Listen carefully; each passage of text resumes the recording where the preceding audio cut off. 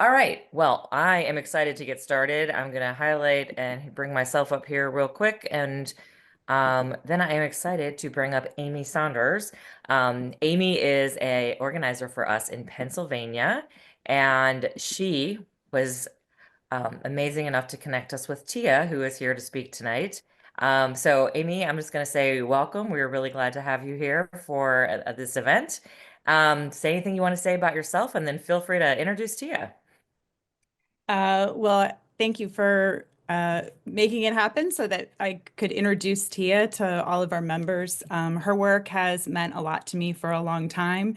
I come from a similar background as Tia, and so a lot of my why I do the work I do with Red Wine and Blue is because I know what Project 2025 is. I've kind of lived it already. And so when I was educating about Project 2025, I actually quoted whole paragraphs of things that Tia wrote because to me it was so helpful in connecting the dots between what we experienced and what we are all experiencing now. So I'm going to introduce her. Tia Levings is a New York Times bestselling author of A Well-Trained Wife, her memoir of Escape from Christian Patriarchy. She writes about the realities of Christian fundamentalism, evangelical patriarchy, and religious trauma, and is quoted in Salon, The Huffington Post, and Newsweek. She also appeared in the hit Amazon docuseries Shiny Happy People. Based in North Carolina, she is a mom of four incredible adults and likes to travel, hike, paint, and daydream. Her second book, The Soul of Healing, releases with St. Martin's Essentials in 2026. Thank you, Tia, for coming. Thank you for having me. This is exciting. Oh, well, thank you so much. And I relate. I'm the mom of three adult children, and it is fabulous. I love being the mom of adults. So, They're cool. I'm yeah. still waiting to get there. It's It's a it's worth a the it's wait. a it's a whole new experience, but I have one. I'm waiting for them all to move up. All right. Tia, what inspired you to write A Well-Trained Wife? And what do you hope that readers will take away from the book, especially those who may not be familiar with the concept of the tradwife concept? Yeah, so that's a good question. I mean, I didn't set out to write A Well-Trained Wife. I set out to write my therapeutic journals. I was going through trauma therapy after my escape. I was learning the language of what I'd lived through. I didn't know what to call or how to interpret what I'd been through. But I did know that I'd been through a lot of really bad things that would be useful to me someday. And so I kind of held on to this meaning making that I was trying to do. And I felt like since it had taken my youth and it caused so much destruction in my own family, that if I could do anything positive with it, it would sort of reclaim in a way, the experience. That kind of timed with the 2016 election when I realized, oh, everything I went through is going to come for our country. Like patriarchy is all around us. I knew the theocratic signs. I could translate behind the headlines what was going on. And I was running into people who couldn't. And so all of a sudden, my story had the thing that books have to have in order to sell, which is a timely relative point. And I wanted to go for a wide distribution because my target audience was a woman in her kitchen going through what I went through. And I had this idea that if I could just get it out there big enough and loud enough, it would reach the ears that it needed to reach. I had no idea when I wrote it and when I sold it in 2022 that we would be in the middle of a trad wife movement, that Donald Trump would get elected again, that I didn't know COVID would happen, so all of the unrest and chaos and things that have brought us here. It's all just sort of this like serendipitous intersection that has given me a voice and a platform that I would have never predicted when I was living in that. I stuttered, I couldn't speak, I had lots of social anxiety. This person right here you see today would not have existed without the passion of the call underneath it. So that's what's brought us here today. When you and I spoke to prepare for this interview, you made sure to emphasize that the trad in tradwife stands for traditional. And so, can you explain what traditional actually means, where it comes from, and how it differs from other portrayals of women in our society? Yeah, absolutely. Doesn't it sound so cozy and safe? Like traditional, there could be nothing wrong with traditional. We love traditional furniture and we love, all of this traditional stuff. Trad is short for traditional. Traditional is what we called it in the 80s and 90s, and that really came to prominence during the competition that was being generated between working moms and stay-at-home moms.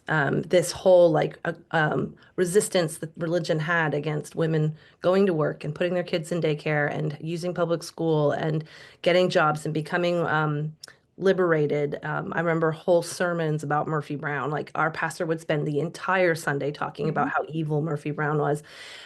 So the counter movement to that was to be a traditional wife and mother. And if you were traditional, you stayed home, you served until your children graduated, or at least until they went to school. And you deferred to your husband. We didn't use the word submission so much back then, but it was very much the same model of top-down nuclear family. That is the value. And it was a way to distinguish ourselves from what was going on in the Clinton era type politics of women, working women, power suits, shoulder pads, the whole bit. Um, that's interesting. You said that about Murphy Brown. I'm old enough to remember that Yeah. controversy. Yeah. No, I Um, definitely got those sermons too. And she had a child, and that was like that broke them. They could not handle the idea of a single woman on purpose. Mhm. so I think there may be a lot of people who are joining this just to learn more. They may not really understand what does a trad wife mean. And I know Mhm. that the well-trained wife explains the disparities between what people see on Instagram, which is like this perfect, wonderful woman in her kitchen, looking beautiful, making things homemade, baby food, and things that just people would aspire to. So can you talk a little bit about what people see on Instagram versus what a trad wife truly means in practice? Just maybe explain that difference, the reality versus the pretty online version. Yeah. So when we're talking about trad wife content online, we're looking at soft sell propaganda. It's not reality for the trad life, and it is intended to draw people in. It's lifestyle evangelism. It wants to entice you. I call it the soft sell to the cage, because when they want women out of the public sector and they want women to come home and stay home and let men lead, they'll do it two ways. They have a legislative arm that will force it, but then it's lots easier for everybody if we just kind of gently get there ourselves. And so patriarchy is excellent at creating a problem and then offering a solution. So while we are in this chaotic world of their making and we're breaking because of what they're doing, they're going to offer us this gentle way to come in where it's more simple. You can just bake bread, you can be practical, you can take care of your children, you can keep them safe from shooters, you can have more agency and power over your day. And so it is embracing that traditional type model that is top down, but when it's on Instagram, it's produced by somebody they're devoting their livelihood to that. They're making money. That's their full-time job. All operational signs are off camera. If you're lucky, if we're fortunate, the children are off camera. Sometimes they're on and they're being exploited. So it's a whole world. What we see online is a whole marketing arm of this movement. When I was in it, I had blogging. I was a brand new blogger in 2005, and that's one of the things that helped me break free. It's part of my escape story. But if I'd had social media, I would have put my diapers up there. I would have put my canning jars, my beans, my whole thing, because my blog was selling the trad wife movement. We just didn't call it that back then. We called it traditional wife and mother. Before we go on to the next question, Amy, actually, I think it would be really interesting if you don't mind sharing a little bit about your story for those who haven't read the book. That would be really helpful. I think that would be a clearer picture of like what you're talking about in your book. Because you mentioned a lot of things in that last answer that I think would be really Yes. get some clarity on. And I say it every day, so I've sometimes used shorthand that's new, and that's one of the reasons why we're talking about it. So, at the highest level, well-trained wife is my story of how I got into high control patriarchy and also how I got out. I did have a very visceral escape, so the subtitle of my escape from Christian patriarchy is true. It was a midnight run with my children after a 4-hour hostage situation, and I was also excommunicated from my church for writing in my own name and writing about women. So I did, in every sense of the word, escape. But how I got in is a lot more subtle and a lot more relatable. I grew up in a Southern Baptist church in Jacksonville, Florida, that had 20,000 members on the roll, and went to school and went to church 6 days a week. So it was very mainstream, very Southern, very white, very evangelical, um, Hobby Lobby type, Chick-fil-A type Christian. And did not think I had a hard life. I mean, I was being molded and formed. The 80s and 90s, evangelicism was becoming more politicized and becoming more fundamentalist.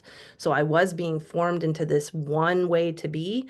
But I happen to want that for myself. So that's real convenient. When you want what the patriarchy wants for you, you will enjoy a relative harmony of ways you can make this work for you, and you can work within these confines quite well. I wanted to be a wife. I wanted to be a mother. I wanted to have 5 babies. I had 9 pregnancies, 5 live births, and 4 surviving children in those 13 years. So in one skewed way, I got what I wanted. The realities of what happened when you marry the person who shows up and says he's God's best for you, and you're not allowed to say no, and you're not allowed to question God, and you have to be an obedient wife. Those aren't so pretty, and they're not fit for social media, and they make a pretty harrowing story. So, um, a well-trained wife has a lot of violence in it, and it has a lot of high control, oppression, and it also has my breaking point and how I began to break free, which was a 7-year process, 7-year mental process between changing my mind and being able to get my body and my children out safely. Thank Yeah, you for sharing that. thank you. Mhm.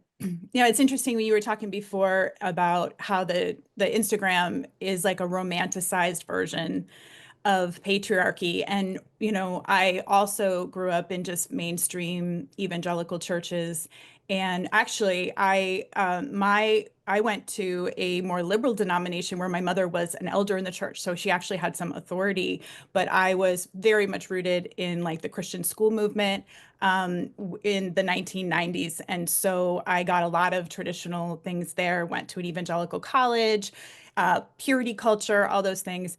And when I was a young mom is when all of a sudden I was kind of a target for this really fundamentalist tradwife life. And it was women in the church that saw me struggling as a young mom, and they stepped in as mentors. Which is a big word in the evangelical world. And they were Mhm. telling me that the problem wasn't that I didn't have agency in my life within that system. It was that I was unhappy. And because I was not leaning far enough into the way that I was, quote, designed. And so the fix for all my unhappiness, that formula they offered was a tradwife life. And so I doubt my experience is unique. In fact, I know it isn't. I just shared something about it online, and it got a big response, people saying that was my story. I don't need to comment. And so can you tell us more about the role that women play in reinforcing this trad wife life and Christian patriarchy? Yes, and also I just want to affirm that that is a lot, that there's so many forces that are at play in just a little summation like that. Number one is that that's fundamentalism 101. Fundamentalism is an ideology that's valued over the people who are practicing it. There's always a formula that leads to a pretty promise. And if there's a failure, it's always your fault. It's never the fault of the system. And all protection will be used to protect the system, not to protect you. So people who depend on their church and for belonging and for protection and safety and as a safety net will not find it if it's a fundamentalist church, because they will be booted at the first sign of doubt. The protection goes to the body and to the system itself. The talent of women, like, okay, so now we have this big body of women. Like, okay, so patriarchy cannot perpetuate without women. Compassionate mothers have the ability to burn this to the ground once and for all if we decided to. Women do all the work, all the labor, all the recruitment, all the sustenance and structure for it. So what you have is very talented women who are denied any other career option, and they pour all their energy into this because they're convinced this is the thing that it's like at the heart of every fundamentalist system: safety, protection, love, happy families, happy children. These are good people wanting good things, and they're promised it's good outcome if they do these things. Um, so they're devoting all this energy and they're creating real things. Like tradwife content online is not all a lie. It's misrepresenting what it's actually supporting, but those are really happy outcomes. Those are simple living, really pretty bread, really pretty food, really pretty calm, easier way to live in some ways, comforting ways. And we know that. We know that, oh, there's nothing wrong with sourdough. No, there really is nothing. But if that is your like the only thing you can do all day and you were really meant to be the CEO of a company, you're going to make some fucking good sourdough. It's going to be fantastic. And then when a woman comes in and she has a baby, which is like you're so legitimate as soon as you have a baby. Like you're just a single young girl until you have a baby. And then you have a baby and you're responsible for the next generation. So they really invest heavily into that recruitment and into that formation of the young mother. I have a whole set of mentors that I talk about in my work all the time. I needed a baby. I needed somebody to help me get my baby to sleep at night. My husband was abusive. I couldn't risk him getting overtired. I needed some advice. I already knew everything about infant care because I'd been a nanny, but I didn't understand like there was a spiritual calling on my life to be a wife and mother. I didn't have any idea what that meant.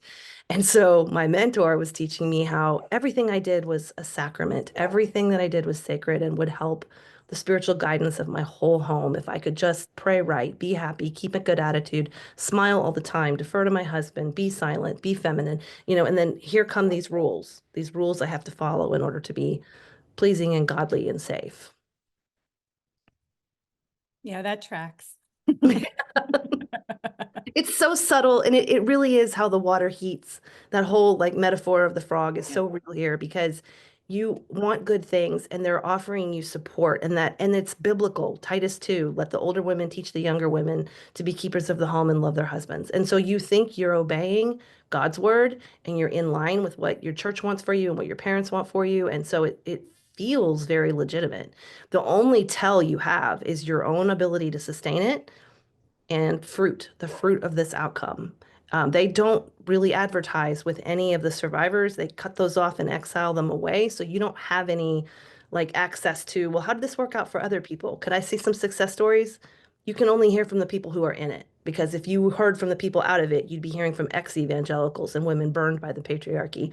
And they don't want you hearing from those women. So those are the witches, and those are the women we cannot listen to. Oh, I can't hear you, Julie. I think you're on mute. Sorry, I'm muted because it got loud in the back and then I forgot. I am curious, and this is me as an outsider who's never been in this world. So when you say you're not allowed to communicate with people, women who have been like excommunicated, was Mhm. there access to that? Like, I mean, I guess obviously the internet, but like, was that something you would ever have sought out, or was it more of like, I need to stay away from that? At that point, no, because they do so much aggressive shaming of anyone who steps away, and they are black sheeped and cut off, and they are dangerous. And at the same time, danger to you is rising. So, me personally, I would have been in great danger if I contacted anybody who had been cut off. That would have been I'd been so much trouble. I was just erased. So like the women that I had been in groups with and stuff, they would be posting like, "Oh, remember when this happened?" And they would literally just like erase me from the pictures and and no one would talk to me anymore. And my kids were cut off. So it's really very much I mean, we're going to talk about it later, but you become dangerous and threatening. And so because it's you're not just you're saying it's not me, it's this. And they're successful in this toxic system. And what does that say about them that they are? And so they can't face that. All right. Well, thank you both for clarifying. I think that's just something people maybe didn't understand. So can you tell Mhm. us a little bit about toxic empathy and why it is a useful weapon to keep people acting as good soldiers in the culture wars? Yeah, toxic empathy is pretty hot right now. Allie Beth Stuckey is a big right-wing podcaster. She has a book called Toxic Empathy, and The Sin of Empathy is another title that was just released a couple weeks ago. Both of them are published by Canon Press, who is Doug Wilson, who is the head of the CREC. And if that's in your ears, it's because Pete Hegseth is part of that same church, and Doug Wilson is the villain in my story who teaches wife spanking. So it's all connected. Let me take a breath. um, Remind me what we were talking about. I just get going. Toxic empathy. Toxic Toxic empathy empathy. and Okay, why yes. it's a useful weapon to Yes. keep people in line. Toxic.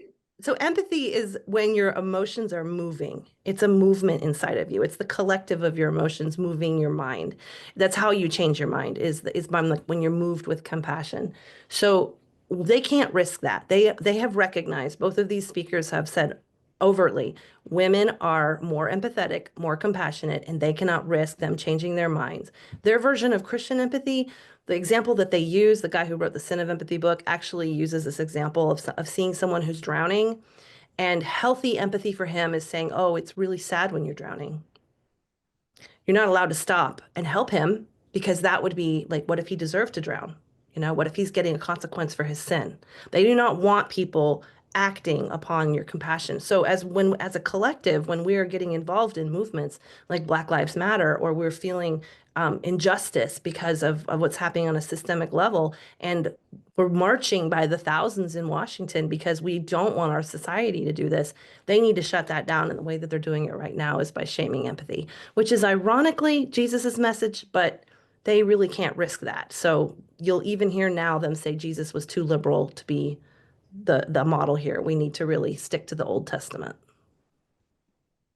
Okay. Yeah, and I just read a review of that book today, and it was talking about the fact that, I mean, you've talked about this a lot in your work, how they take terms and then they co-opt them and then they redefine them, they change the definition. And so Mhm. empathy in this book, The Sin of Empathy, is defined as something that is sort of a feminine inclination. And so therefore, since we have to keep feminine influences out of these spaces where men are supposed to be leading, we have to dismiss empathy because it's actually doesn't have a place there because women don't have a place there. And so it's very much rooted in the patriarchy aspect. And women, it's about keeping women in their place, which is in the home, which is what tradwives are. And that is not the same thing as a stay-at-home mom. I just want to make that clear. I think both Tia and I probably had some inclination that being at home with our kids, if we chose to have them, was a good thing for us. The problem is that you are targeted, that you should have no other options and no one else should either. So that it's really about an ideology. It's about taking choice from women, not about the choice of a woman to stay home. I just want to clarify that. No, and I think we could spend a little minute on that. None of these practices are inherently wrong. Like, it's not wrong to bake bread. It's not wrong to stay home with your kids. It's not wrong to defer to your husband if you want to in that moment. The whole danger of this is that it's a system that's prescribed to everybody, regardless of whether or not people can. Like, many women cannot stay home with their kids. Do you realize we're no longer talking about childcare or healthcare or equal pay? We're talking about war with Canada, because that's how they keep us very distracted away from the things that would empower us. So when we turn to these systems, these not systems, we turn to these practices as comfort, awareness of why it's being recommended to us is very, very important. That'll tell you if you're stepping into an agenda with an ideology, or if you're just baking some bread today because it feels good to bake some bread. I was told that the tradwife lifestyle was just the natural me being a woman, right? And so that was how you define my femininity, is to do these things. And so for me, it was the cracks appearing in my life, in terms of how it was impacting my children, how it was impacting my marriage. Because yes, my husband and I actually did leave it together, which isn't always the story. When I saw those, when I started to question that it wasn't actually working out the way it was promised, I assumed it was my fault, like what you were talking about at the beginning, and that my family was failing this system rather than it was failing us. And so now I see that the intent is to keep you in this highly controlled, limited belief system, and your individuality does not matter in that situation. And if you start struggling while inside the system, you receive a lot of care and pity, and people surround you and they want to help get you back on track. But if you decide that your struggle is that you're being trapped in that system, and you start to refuse to be controlled or refuse to be corrected, then suddenly you become dangerous and you're cut off, as we were referring to earlier. And you find out very quickly that that sense of belonging, the thing that kept you quiet and complacent, actually was conditional, and it was always transactional. So can you speak to the challenges of women face when they start questioning or even trying to leave these high control environments? Yeah, that's a wide spectrum of things. If you have children involved and you have not the absolute blessing that it is that your husband is becoming disenchanted at the same time, you very quickly could be facing a divorce situation with a custody situation where they're going to have the whole church on their side against you. Many women are faced with that. It's very hard to get their children when the pastor is in court saying, she's crazy, she's unstable. These are her problems. In my case, I didn't have a college education. I didn't have a job other than the one I made up online, which was the blessing of the internet. Just it all timed well, and I had a knack for writing online, and I was able to make money at it. But without that, I wouldn't have had a job. I wouldn't have any idea where to go. Um, your information sources are shamed. So again, the internet makes it a little bit easier right now, as long as we have a free internet. But they're working on changing that rapidly. When they took TikTok away, my fear was not dancing videos and cat videos and entertainment. My fear was how much education happens on TikTok that helps trauma survivors identify what's going on and get free. There are entire networks on these platforms for underground networks and things for women to escape. So to some extent, it's very individual what she's going to face, but then there's also patterns that we know. In I think 10 years, we're going to see a mass exodus of trauma survivors from trad families. We're going to see undereducated kids reporting neglect and abuse. I think all of those rates are going to go up. I think women's health problems are going to go up as both a combination of what the Trump administration is doing with research and access to things, but then also the amount of trauma that we're storing in our bodies that is going to manifest in 10 years. So leaving is, it's all of it. It's how healthy you are, what your resources are, who you're connected to. Do you know you need to go? I mean, when I left, it was life or death. I didn't know what to call what was happening to me. And I didn't know beyond a few hours, what was going to come next. And just step by step, people caught me. That's how it happened. But I didn't know that when I walked out. It was, I can't live this way and I'm not going to die for it. And I'll risk everything to get out, knowing that that could have ended in death too. So it's harrowing. Yeah. Oh, well, thank you for sharing that. Definitely, probably a world that many people have never heard of or were not even aware was going on. I don't think I knew that there was resources. I mean, I know TikTok because of what my kids tell me mostly, but like I didn't know there were like communities that really help people to escape situations. So that's really important information to know. Can you explain, and we've already talked about the romanization of the trad wife online, but can you explain how that version of the trad wife lifestyle actually plays right into the goals of Christian nationalism and Project 2025? Yeah. So the big overreaching goal of 2025 is to get men in the sector and women out of the sector. So ultimately what they want is a return to the previous patriarchies that we've had. And I believe enslavement too. I think that's where they're going back to pre-Civil War era pre-civil rights era. And I think we're going to see law by law. Um, Again, like what I said in the beginning, there's a combination effort there. There's the soft sell and then there's the legislative sell. There's also keeping us very distracted. So when you bring women home and you distract them or you overwork them, they have less ability to organize or to articulate what is happening that might be available to help stop it. And they're able to slide things through. And so what we're seeing right now, I mean, Trump's been off in office for 50 and a couple days. And we've already seen so much turmoil that's happened in this little window, and so much of Project 2025 has been implemented beneath the chaos. Um, they're starting to say out loud that they want to remove women from the public sector. Like that, what I notice is what they'll do is there'll be a big distracting climate, then they'll drop something that sounds very shocking to people, and they're like, no way could that happen. It's like when Roe fell and it was like, voting's next. I wasn't allowed to vote. Voting is next. And people were like, no, well, women will always have the right to vote. We will have an ERA. We will blah, blah, blah. And now we are looking at the SAVE Act, and that's the how of how they get their ideology through. So while we're busy just trying to do life, they've got this infrastructure ready. They've been working on it for 50 years. They've been congregating every Sunday, sharing this openly. This was always their plan, to get into it and then dismantle it from within.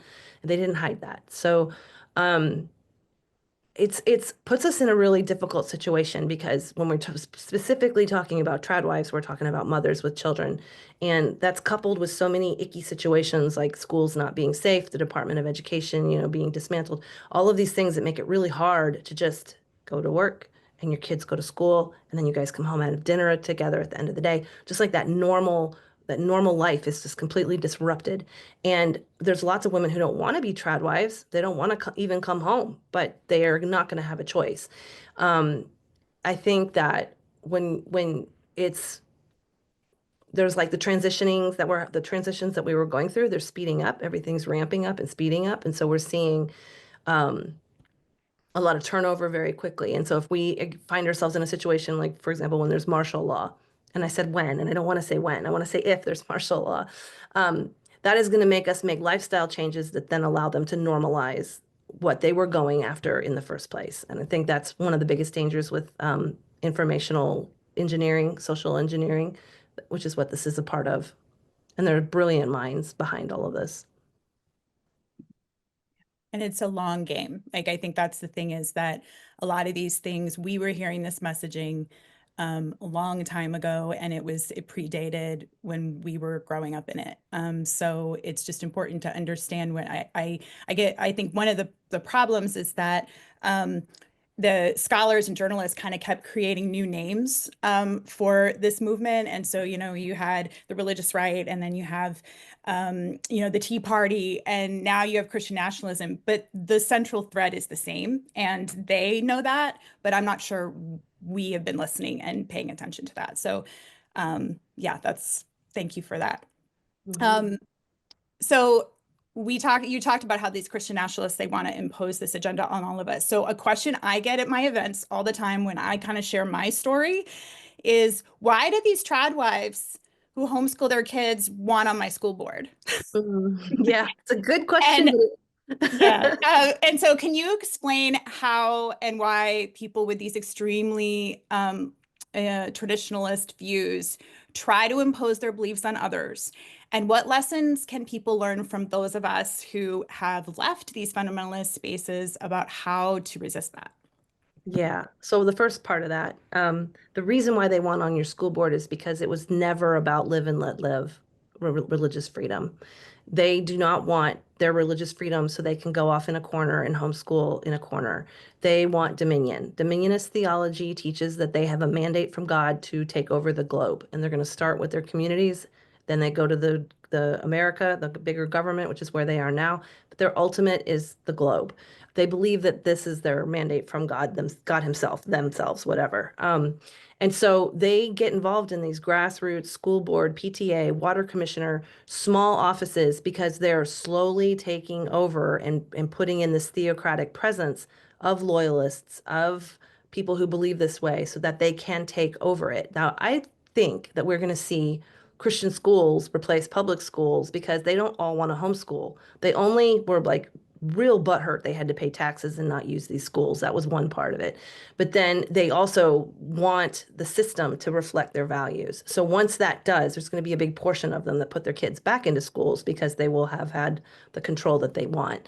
Um, they really believe they're going to come out on top this way, that the rest of us are going to fall in line. And that's why it's so important that we don't obey in advance. We don't give ground. We don't change our lifestyles. We are on to them and we know why they're doing what they're doing. I don't believe this is the majority in the country. And when we know that and we know what they're doing, it gives me more confidence to live how I need to live. Um, the more that we talk about it, I say a lot, visibility is safety in the patriarchy. So if you can stay visible and you can have conversations with the people close to you about what's going on, especially if you're involved in your school board or your community government in any way, just sometimes raising the issue and planting the seed is enough to make somebody hesitate. And that moment of hesitation might buy some real time. So it's really much a very much connected like fishing net. We're all a knot in the fishing net, and what we do matters. And collectively, we will hold this thing back. Right. And Okay, they I think really believe that all of us out here are really unhappy and miserable. Yeah, they And do. that, we need what they're selling in order to be, like them. Yes, Sorry, Julie. happiness is an act of defiance. So if you just want to be happy and live Yeah. your It life and really messes feel with their good, heads. I they know it don't know messed what to with do with mine. that. Yeah. Oh, yeah. Yeah. Yeah.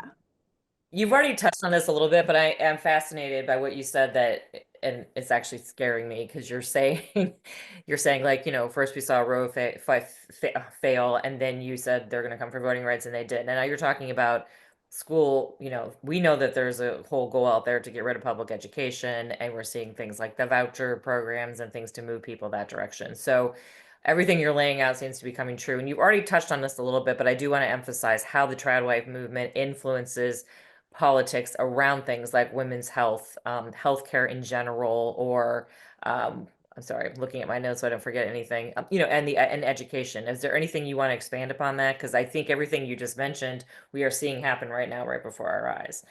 Yeah, something I say a lot is that the way the patriarchs run their families is the way they want to run the country. And you can always know what their goal is for the country by looking at a trad family, a real legit trad family. There's no healthcare, there's no contraception, there's no childcare, there's no career for the woman, there's no independence or agency for her. She has no life or name or voice apart from her identity in that family. Um, every single time you want to know where they're going, just look at that family. If you get Don't vote. They don't vote. Women don't vote. They don't have a say. Sometimes, so the voting thing is interesting because um, the way it's structured right now, and that's key, they will let women vote in order to get the popular numbers that they need. And it's you're a voice of your husband. And so that when we had that push right before the election where women were saying they were going to vote in secret differently than they told their husbands, that was massive because in patriarchy and very much in evangelical mainstream fundamentalism, the way that it's taking over right now, you still have women who feel like a duty to vote according to their husbands so their families will not be divided. That's the language that they use. And they put these really high stakes on it. Like if you vote differently than your husband, you are dividing your house. You are gonna, everything's gonna go bust because you had a different political opinion. And it might in this case, but that's a side note. Um, so when they need the popular numbers, they let the women vote. But their goal is to change the structure so that only white landowning men in power represent their household. They don't want black people voting. They don't want women voting. They don't want, people who don't own land and don't have a say in the economy that way voting. So it very much is historical. It's their only vision for the future is what we've already lived through once. We already know how it goes. We already know how it works out. Um, and I think it's really time to take the glasses off, the little shades that say, oh, it's not going to be that bad, or that's not really what they mean, or surely they're not going to be able to do that. We can't even say at this point that the Constitution will hold. We can't say that the legal system will hold. They can just do what they want now. They have this air of like, well, we can just do that. And the only thing that seems to be able to stop it right now is our collective voice and our buying power. Yeah, I know Amy has a question, but I do want to say this. I really appreciate everything you're sharing because what is power is knowledge. So That's all right.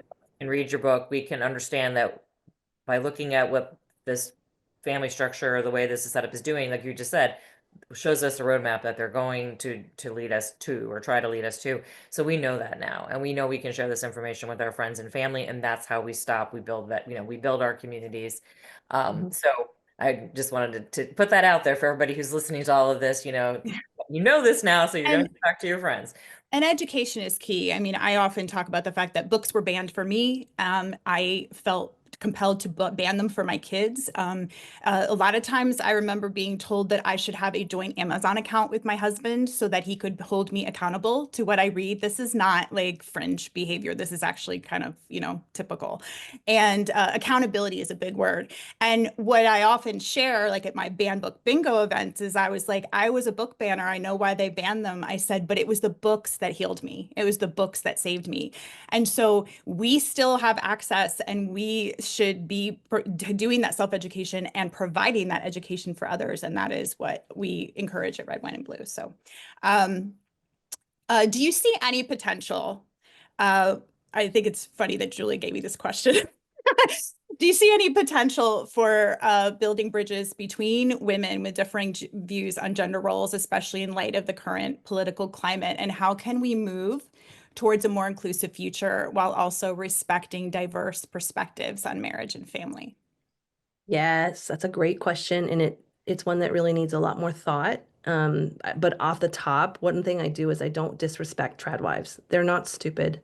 They didn't choose this, they didn't even choose this of their own volition. They were steered and guided by massive machines, way more powerful than they were. And their need, is legitimate, and that was what motivated them. Were good motivations, the same things that we all feel. And the more that we can not vilify them, the more we can have something to relate on, especially you never know when one's going to reach out and want to get out. So being their friend and finding common ground, as hard as that is right now, if you have the ability to interact with one in a human way, just not condoning what they're doing, just be human, just be kind. I know it's really hard after this particular election. We feel so burned and we feel so disillusioned that we thought we were winning. And, there's a lot of reasons why we're here today. But something I've started doing is going into their accounts on purpose, like following them on purpose. I don't follow them, but I go there on purpose and I interact on their comments with compassion, like affirming their intelligence, affirming their goodness and desire or their care for their child, and then offering them like a little extra way. It's on them to find it. It's on them to do it. And I think if we respect that agency and that's the one place in their life where they'll feel it, that is what was given to me, and it's the only thing that really got me through. I had an experience, it's in the book, with a group called the Trapdoor Society. And one of my friends I know for sure is here tonight from the Trapdoor Society. We're still all friends.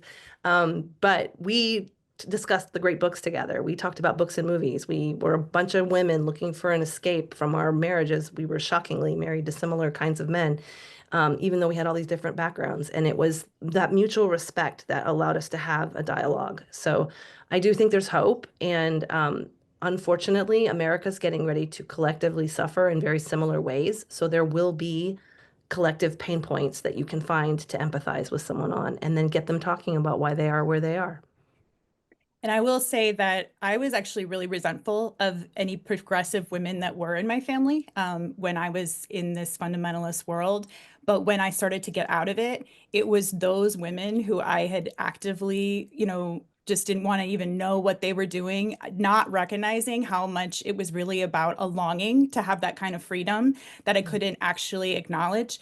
And when I left, it was those women that were so kind to me. And so I will say that, like, we are all feeling this sense of like, you deserve what you voted for, have the day you voted for.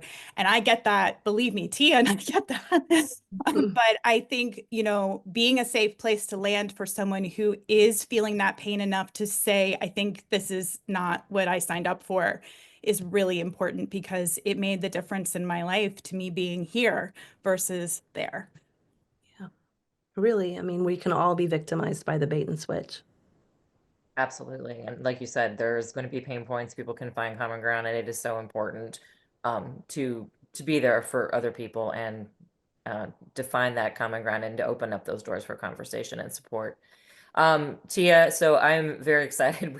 People have been streaming in the whole time we've been talking here. We're almost up to 400 people, really close. Mhm. So obviously people are very interested in what you're talking about and your work. Can you, before we go to Q&A, we're going to bring Julia on to talk the questions that you all been dropping in the chat. Can you just tell people where to go to find more about you and your work and your books? We're happy to share that out in the chat too. Yeah, it's all really easy. TiaLevings.com is like a hub, and my book is available anywhere books are sold. It's in hardcover, Audible, and ebook. And I do, my Substack is tialevings.substack.com, and that's where I actively deconstruct what's going on now. Okay, well, I'm about to jump on and follow you. So, all right, I'm going to leave Amy up here to help because to answer some of these questions, but I'm going to bring Julie up. But in history, someone asked, have there been matriarchal societies where men and women shared governance equitably? I I don't know know. that there are African tribes that have that are matriarchal ruled versus patriarchal, but I don't know about anywhere else. Indigenous cultures too. The women are often like, and there's a badass in Minnesota right now. What's her name? Anyone know her name? She's like she's not governor. I don't The know if she's, lieutenant governor, we had an event with her. oh yeah, she's like, oh, Yeah. go, like an example to us all. And this is fiction, but there's an old book called Herland that I read from time to time that is a matriarchal society, and I just read it as like comfort, like, yeah, it's possible. So, can you talk about your support system that helped facilitate your leaving? Yeah, first and foremost, it was my family. They did not know by far the extent that we were involved in. They knew that we were having trouble, like typical marriage problems. They knew that I had tried to leave 3 years before I actually left. But when I got in the car that night, they were the first phone call. After I got to my priest's house, there was a priest who was helping me escape that week. Um, and they took us in. We were in hiding for a year after, so there was a lot of people, some from the Trapdoor Society that I mentioned. The benefit of having an online network is that he didn't know who my friends were online. I think that's really, really important. And the free access to information that I had was also important. Ability to have a bank account. I got my first bank account in my own name, that year. So that was a big deal.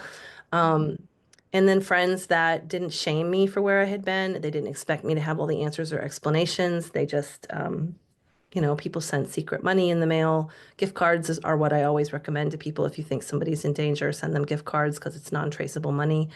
Um, and now I just have really wonderful friends that keep me going. I mean, I have my inner posse and I wouldn't be without them.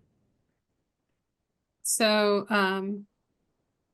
someone asked, how prevalent is the tradwife tradition in Christian nationalism? The circle. Hmm. I mean, just about. There's a lip there. And there's women who still have their jobs and their agency and they don't think that they're in it. That's their awareness issue. That's not really being not in it. Yeah, I think that I escaped it and didn't even know it with my first husband. Yeah. You're describing like the life that I had when my kids were little. Um, so how do we help our captive sisters? How do we help these ladies? So much of it is maintaining the world they can escape to. Um, the burden's on us to do that. Like it's heavy and it's not fair, but it is the situation. Um, if we want to have a world for our children and for women who to come out of, we have to be the ones that build it and maintain it. I think it's important to keep telling our stories for this very reason, because it gives us a place, it honors what we're from, but it also gives us a place to go, and it helps us find our common ground. When I was in it and I couldn't vote, I'm really grateful that there were women voting to protect my rights, even when I was too dumb and hot-headed to understand what they were doing. So do tradwives talk in whispering and falsetto voices? Is that something Oh, that this they are person's pushed to do? you're talking about Somebody has Fundy, seen your content. Fundy baby voice, and yes, they do, and yes, it is intentional and instructed. You're expected to keep sweet at all times, and you're supposed to have a very non-threatening delivery. It doesn't sound like a grown woman. It's what's not going to be your adult sound, your natural sound. It's going to be a childlike, sweet sound.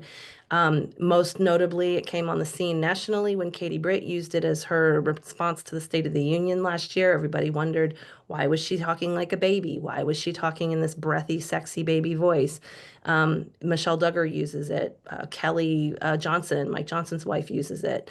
Even Amy Coney Barrett sometimes uses it. So it's non-threatening and it's like a breathy little girl. I went to speech therapy to learn how to speak like an adult after I left. I just have to say, because I can't say what I want to say right now, this is very eye-opening. Okay. Um, somebody asked, did you say teaching wife spanking? So they actually teach Did. wife spanking? Okay, I didn't mean to just drop and run that. Okay.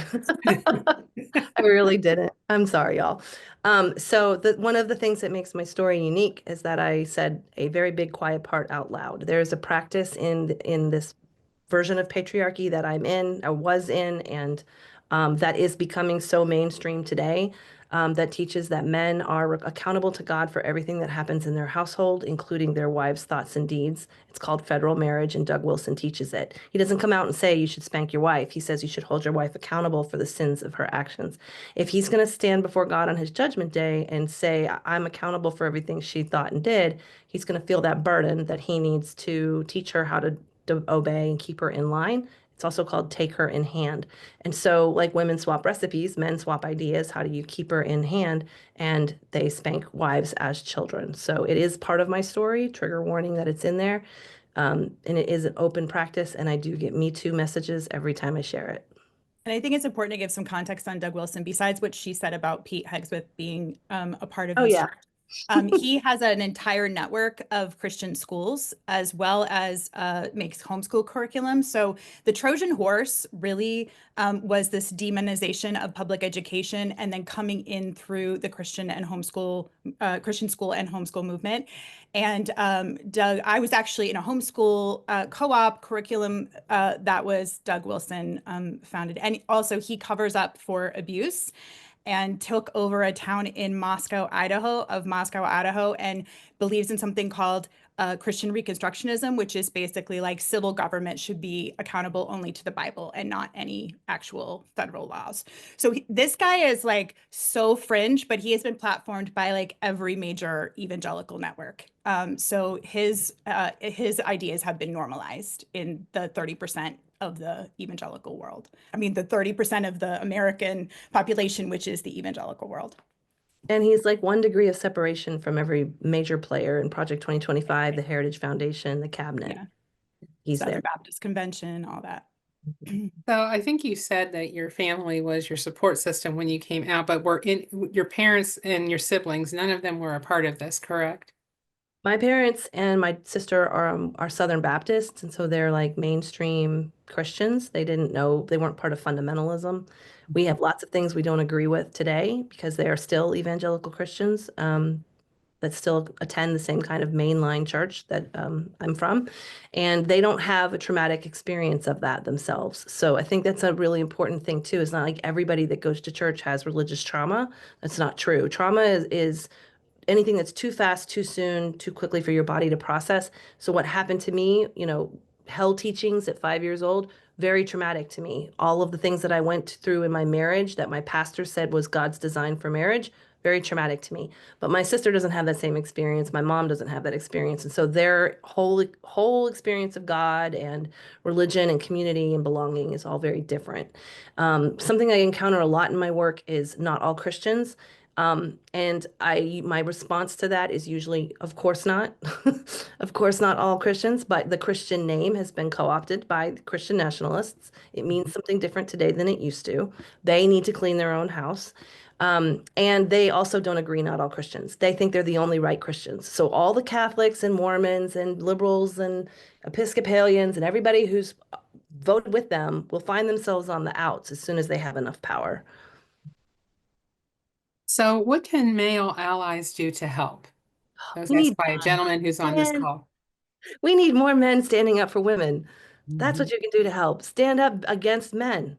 Like shame men that are misogynists. Don't stand for it. And also work on yourselves. Like do your Yeah. work to be healthy people, because what this system does is it elevates emotionally immature, mediocre men Yeah. and forces women to take care of them like mothers. But then have no power or agency of themselves. So, like, just do your own work and be like real men, which are not like the way that this alpha thing, that the way they describe it, but it's actually an emotionally secure, healthy person who is not intimidated by a woman as an equal party. And I mean, I know in my own life, my husband and I have been in therapy for years to get that conditioning out of our minds and out of our relationship. Mhm. So this has been around for way longer than our current administration, even when he was in the first time. How old is this? Really started taking root in the late 80s when they realized they could coalesce around abortion as a single voting issue. That's the same time that Bill Gothard's Institute of Basic Life Principles, anybody who's seen Shiny Happy People will be familiar with that. His institute spread, like they did all of their recruiting within churches. People would come to study the Bible and then they would recruit. And that brand of fundamentalism has found its way throughout the whole country. It has a political and nationalist arm. They started raising their soldiers for God to be politicians and governors at that time. And it was really fueled by the resentment of the world kind of becoming more, expansive in the civil rights movement and the women's movement. So we can't forget that it really, you could take it back to the 50s and 60s when we started seeing these civil rights movements. This was their response to the long game of getting back to a world prior to those movements. Mhm. So, one more time, can you tell folks the name of your book? Because some folks got here a little late and they didn't hear it the first time. A Well-Trained Wife, My Escape from Christian Patriarchy. And they can find that in any book Anywhere platform. books are sold. Yep. Yep. And your And the library. audio, she reads herself and she is fantastic. Oh, thank you. Thank you. Okay. And so I think you've answered a lot of these others. that have been here. So, and we are almost at time. Any last words you want to share with folks? Just, I'm really excited that there are so many women who want to be armed with this information. I think the more we know, the less will go over your heads when you hear it. The dog whistles are everywhere. So follow me on social media because I decode those all the time. But if you get into the religious trauma hashtags, you will find a lot of people like me doing very similar work. And because we're dealing with a religious government movement, it's important to know why and where this came from. So thank you all for coming tonight and for listening and for reading. And I always thought, telling my story would be super hard and embarrassing at times. And the opposite has been true. It's been very empowering and affirming. And I'm really grateful that I was able to do this and open these doors so that people can learn and know the more you know. Thank you Thanks, so very Tia. much. Julie, I'm going to kick it back over to you.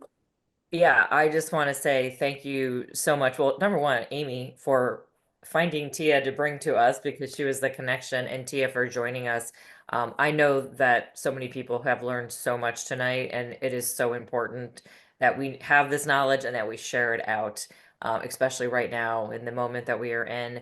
I know that I learned so much, and I feel like I'm really well versed and immersed in the political world, and it's a little mind blowing for me. So, appreciate your time and appreciate you coming and speaking. I am now following your Substack. I did that when I was off camera. So thank you all for joining, and I hope you have a really great evening. Thank you.